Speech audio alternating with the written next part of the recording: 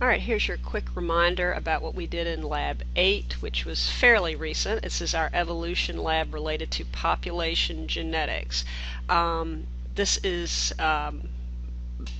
there's really not much, I don't believe they're really going to ask you about this lab. This is where we did the pretend mating and all of that. But you do need to know these concepts because essay questions, are derived from concepts like microevolution and how selection, natural selection, or heterozygous advantage or genetic drift might push microevolution in one direction or another. For example, heterozygous advantage is going to favor the heterozygote at expense of the either homozygote, and so on. You need to know your Hardy-Weinberg equations, as shown here. And that usually what you are given in a problem usually is q squared, the frequency of the homozygous recessive individual, and once you find the square root of q squared, which is going to give you q, then you can derive p and everything is simple.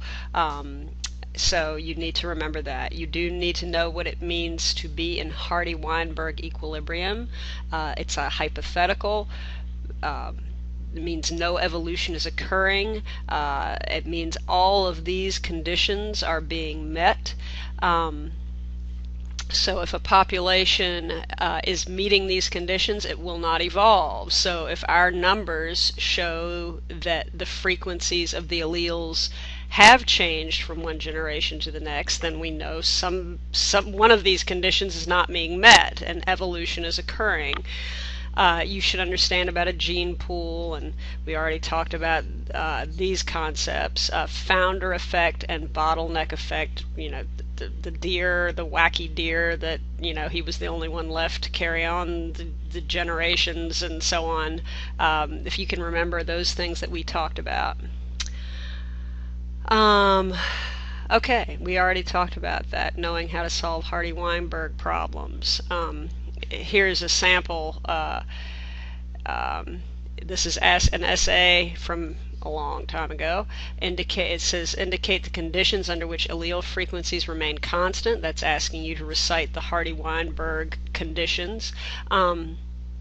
It's also asking you to calculate the frequencies of the genotypes in a population. 100,000 rabbits, 25,000 are white, 75,000 are agouti, and the rabbit's white is due to a recessive allele. So essentially they have given you q squared here. This is the heterozygous individuals. So what you would do is base your calculations in this population. Our frequency of the white would be 25,000 divided by 100,000. That's going to give you your frequency.